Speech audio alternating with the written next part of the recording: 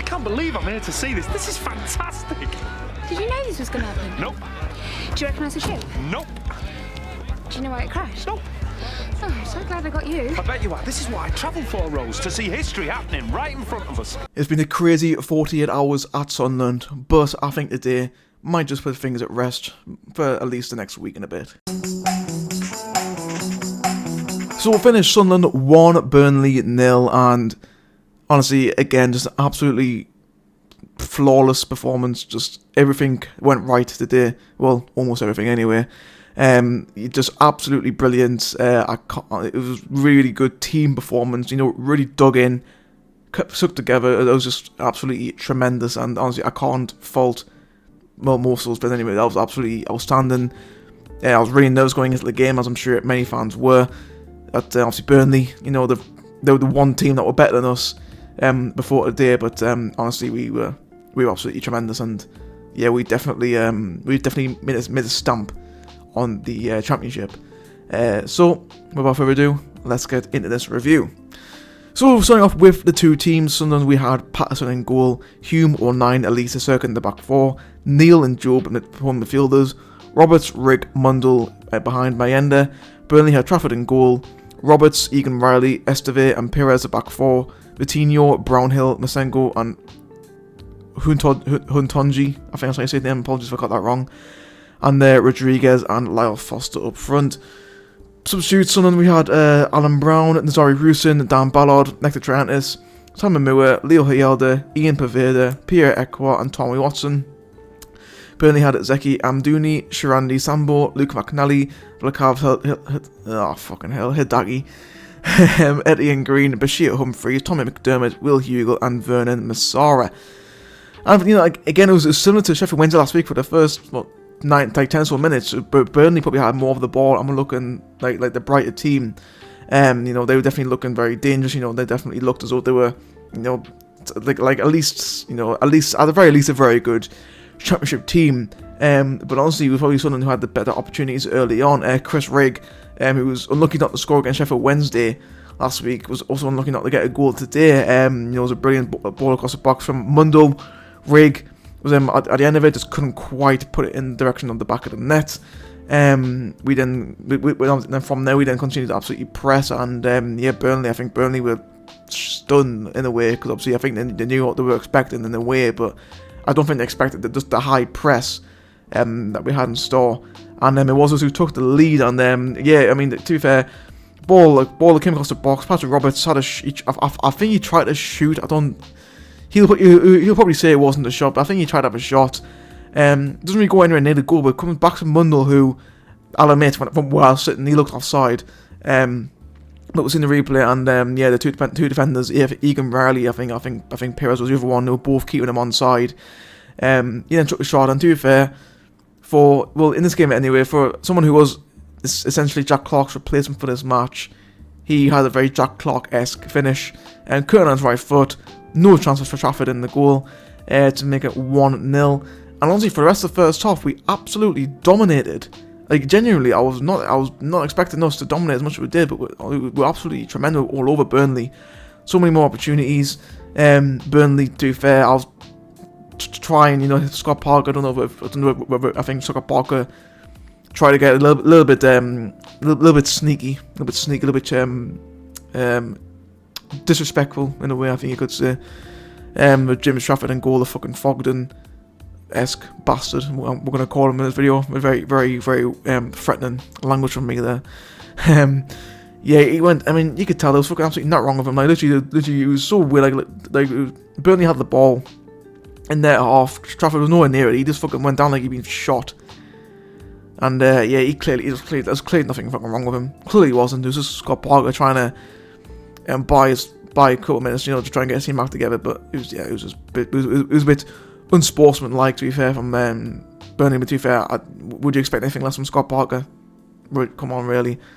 And that was half time. Honestly, brilliant first half. It was honestly on par with the Sheffield Wednesday first half from last week. Even though we got to score 2 fewer goals, we were just controlled the ball brilliantly. Burnley didn't even have a sniff. I mean, I think Lyle Foster had a header before half time, which was nowhere near the goal. honestly, we didn't get them a sniff. And yeah, you could tell half time Scott Parker was not happy at all because the Burnley the Burnley substitutes were literally out for like 5 minutes, and then they were shipped back in, and Burnley were out really early. He clearly was not fucking happy at all. And then half time I was thinking the tide might turn here, but honestly it didn't. I mean, yeah, you could tell at times we definitely weren't getting the rub of the green as much as we were in the first half. Obviously the ball, Burnley were always getting the second ball. The bounce weren't very lucky with the bounces either. Yeah, the tide definitely changed a little bit at times in the second half, but overall I thought we kept our shape well, and it was stuck in. Again, had a few more opportunities. Mayenda had a couple of chances where you think, if he just took the ball and had a shot, I mean, to be fair, you'd think after last week Mayenda would be more confident to have a shot. I mean, he was just trying to lay the ball off the rig too much, I thought, in especially second half. Mundle had another shot where he probably should have had a shot. Job as well. Yeah, there were definitely times in the second half where we definitely had chances to be out of sight in the game, which I think was definitely why we were so nervy in the last, say, 10-15 minutes. And then obviously it didn't help that Dan Neil got sent off for a stupid foul. I mean, first half he kicked the ball away from a Burnley free kick, which was just unnecessary. He was right in front of the referee, who up to that point clearly was showing that he just wasn't putting up with any bullshit. If you're time wasting, dissent, whatever, you were getting booked. So yeah, pretty stupid from Dan Neil, and this tackle was just a reckless foul, which, yeah, I mean, you just knew as soon as he made it, he was off, and yeah, just not really what you need from your captain. And to be honest, and to be fair, that was probably the one negative I'll probably say about the match, was that red card, which thankfully in the end we didn't come back to haunt us. I was fully confident that we was going to come back to haunt us in the end, but it didn't, thankfully. We brought on Brown, Ballard and Trent at the end, just to like keep things nice and compact, get some experienced heads on the pitch. And Rooston came on as well, who didn't have many chances, but he did his job. I'm guessing he brought on to do. So no real complaints there, and that was the end of the game. We saw the game out. We beat Burnley at home, which I don't think many people thought we would have done. We kept the clean sheet as well. The first time in 99 years we won our first 3 games of the season. First time ever we've done it without conceding the goalie, which was just absolutely outstanding. It truly is absolutely magnificent how brilliantly we have been so far this season. Long may it continue. Long may it continue. So my overall thoughts on the game, again, I thought we played absolutely brilliantly. I'm echoing a lot of what I said in the opening intro. We kept our shape well again. We defended brilliantly. The high press was absolutely amazing again. We generally we didn't let Burnley have a stiff. Like, I think Burnley has 7 touches in our penalty area the whole match, which I think is vocal of how brilliantly we were at the back, which we have been so far this season.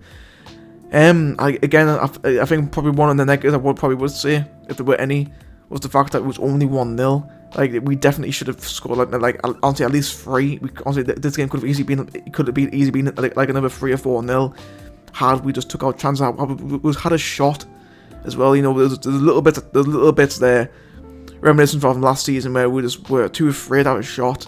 I guess we want to have easy opportunities, but I think at times, especially in the second half, where you just had to put your foot behind it. Patrick Roberts tried to do that a couple of times, I suppose.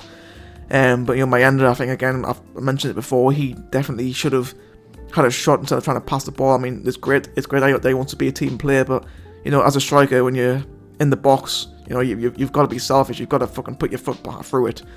And I think had it been literally anybody else, we maybe would have had a couple more goals today. Also, of course, the red card from Dan Neil.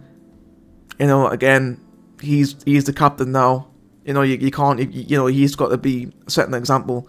Albeit, I know he's still 22 years old, but he's still got to be setting an example. And that was just really, really poor from Dan Neil today, which is a shame. Which is a shame. I thought he was on a really good game up until that point.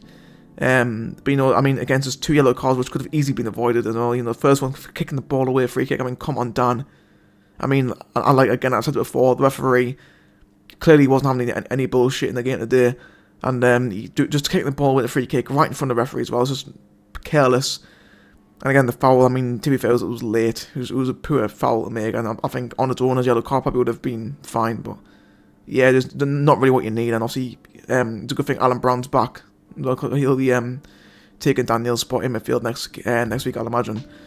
And then hopefully, you know, likes of 09, Brown, people like that, like Walker, like look, you know, you've got to, like, I get, you know, he's still young. It's so weird how our captain, 22 years old, is absolutely crazy. But you know, you've got to be setting a better example, really, than what he did. I was probably the only stain on the game, I think, which I suppose looking at it, it's quite good. Obviously Wilson Isidore was announced before the game as well. I mean, to be fair, he looked fucking absolutely buzzing as well. I'm really happy that he genuinely, from what I've seen so far, he looks really happy to be here. So hopefully we get him in the team as soon as possible. Probably might be Portsmouth, might end up being Plymouth in next month, who knows. But yeah, overall, absolutely no complaints from me on that game. For Burnley, I was a little bit surprised. Obviously I know Burnley they've had the issues obviously with transfers and stuff like that, so I knew it probably would be the best hand to play at Burnley. Obviously, this, you know, because they're still in the process of getting the team together. It was only really until after the match where I had to look on Twitter to see what the fans thought, and honestly, I didn't actually realise how just unorganised Burnley actually were. And yeah, obviously, when I made my predictions at the start of the at the top of the month, obviously at the time Burnley still had all the good players. Obviously, since then they've sold quite a few players since then.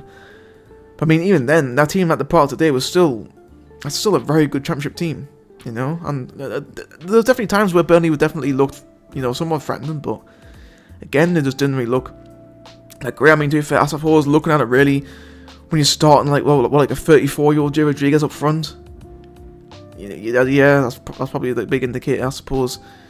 Yeah, again, I thought Egan Riley at the back, although I thought he looked alright. But Burnley, probably the only Burnley player who actually could lead the pitch with his head held high. I thought he was a big whiner, big complainer. I noticed. And also again the whole thing with James Trafford. I mean, to be fair, it's not the first time he's kicked up a fuss at Sunderland. Obviously, I think like a couple of years ago, I think it was Accrington. I think Accrington, Plymouth from home, played, but beat them 2-1. Trafford put a fucking story afterwards, you know, complaining, you know. I mean, to be fair with Trafford, I mean, I don't know. He's obviously, to be fair, I think most people do know him as the guy who looks like Fogden, which isn't exactly a very good thing you want to have, especially now, following the incident on Thursday. But yeah, you know, he was always a decent League One goalkeeper, but I don't know. It's just something about Trafford where I think, you know, he's definitely has a bit of an ego on him, and yeah, I really was not impressed with the whole thing with him and Scott Parker clearly illustrated in the first half. That was just really unsportsmanship from that there, to be fair. But yeah, anyway, enough about that. Time to outro the video. So 3 wins out of 3, top of the table.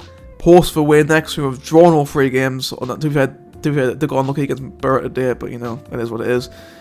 So yeah, could be a good month. And to be fair, Reggie could be on for manager of the month at this rate. So who knows? Onwards and upwards.